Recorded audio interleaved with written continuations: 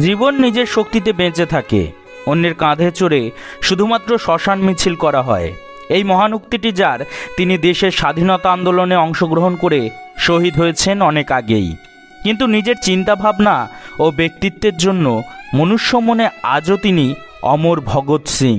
দেশ ও মাতৃকাকে স্বাধীন করার মহান আদর্শে দীক্ষিত কিছু মুক্তিপাগল মানুষ জীবন মৃত্যুকে পায়ের ভৃত্য করে এগিয়ে এসেছিলেন ভারতের স্বাধীনতা সংগ্রামে অংশ নিতে। তাদের মধ্যেই একজন ছিলেন বিপ্লবী ভগৎ সিং। মাত্র 23 বছর বয়সে দেশের জন্য ফাঁসির দড়ি গলায় তুলে নেন এই সমাজতান্ত্রিক বিপ্লবী। অল্প সময়েই দেশবাসীর কাছে এক আদর্শের ব্যক্তিত্বের ছাপ ছেড়ে যান তিনি। 1907 সালের 28 সেপ্টেম্বর জন্ম নেন ভারত মাতার অমর সন্তান ভগৎ সিং। দেশের স্বাধীনতা সংগ্রামে তার অমর কীর্তির জন্য সবাই তাকে শহীদ ভগৎ সিং বলেই চেনে। দেশ ব্রিটিশদের অধীনে থাকাকালীন পাঞ্জাবে জন্ম নিয়েছিলেন এই বিপ্লবী। যদিও দেশভাগের পর বর্তমানে ভগৎ সিংয়ের জন্মভিটে পাকিস্তানে চলে গিয়েছে। ভগৎ সিংয়ের প্রাথমিক পড়াশোনার হাতেখড়ি তার পরিবারে, তারপর স্কুলে পড়ার পালা।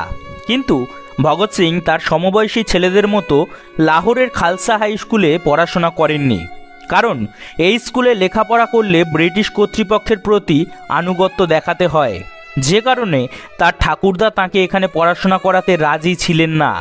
তিনি ভগৎ সিংকে অন্য একটি স্কুলে পড়াশোনা করানোর সিদ্ধান্ত নেন। তারপরে ভগৎ সিংয়ের বাবা তাকে আর্য সমাজী বিদ্যালয় দয়ানন্দ অ্যাংলো বৈদিক স্কুলে ভর্তি করেন। এই স্কুলে পড়াশোনাকালে হঠাৎ একদিন দুপুরবেলা ভগৎ সিংকে খুঁজে পাওয়া যাচ্ছিল না। স্কুলের সবাই বাড়ি ফিরেছে, কিন্তু ভগৎ সিংকে কোথাও পাওয়া গেল না। সে তখন ক্লাস 7-এ পড়ে, মাত্র 12 বছর বয়স। সবাই তাকে খুঁজতে বেরোলো। ওদিকে জালিয়ানওয়ালাবাগের হত্যাকাণ্ডের খবর সর্বত্র ছড়িয়ে পড়েছে। আতঙ্কে সবাই ছুটাছুটি করছে। স্কুলে খবর নিয়ে জানা গেল ভগৎ সিং যথারীতি ক্লাস করেছে, তারপর কোথায় গেছে কেউ জানেই না। অনেক রাতে ভগৎ সিংয়ের দেখা মিলল, হাতে জালিয়ানওয়ালাবাগের শত শহীদের রক্ত মাখা মাটি।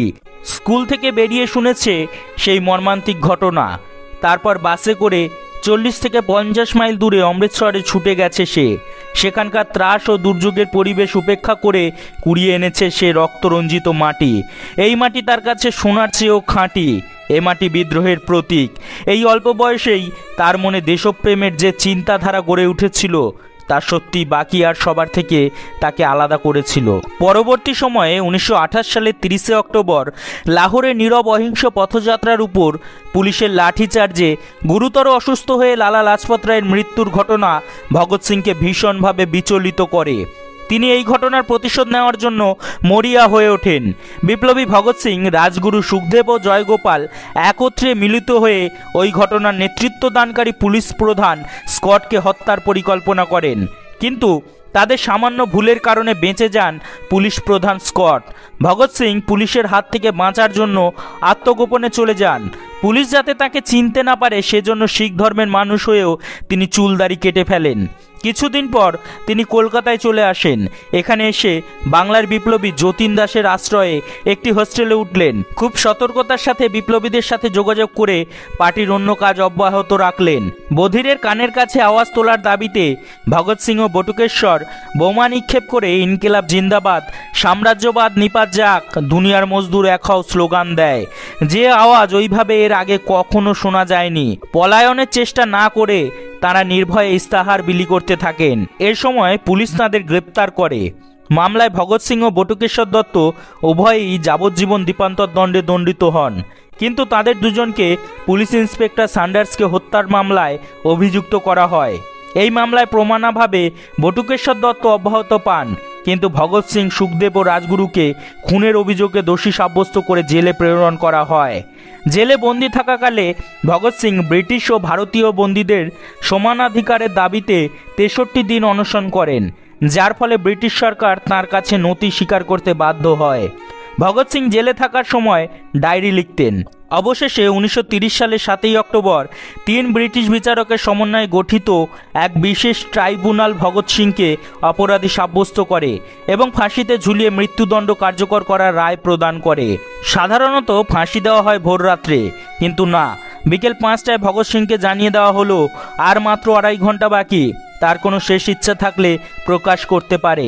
ভগৎ সিং বললেন, 2.5 ঘন্টা কেন, এখনই নিয়ে চলো না, আমি তো প্রস্তুত হয়েই আছি।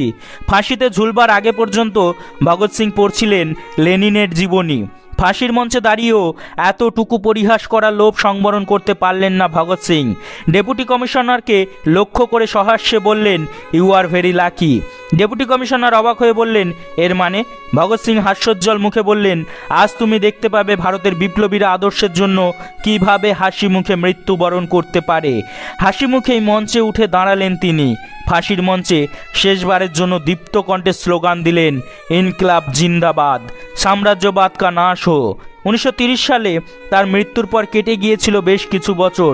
দেশ সত্যিই স্বাধীনতা লাভ করেছিল, আর আজ স্বাধীন ভারতবর্ষে দাঁড়িয়েও তাই এই বীর বিপ্লবীর কৃতিত্বকে কোনোভাবেই অস্বীকার করা যায় না। ধন্যবাদ এতক্ষণ আমাদের সাথে থাকার জন্য। আমাদের ভিডিওগুলি যদি আপনাদের ভালো লাগে তবে অবশ্যই আমাদের পাশে থাকবেন।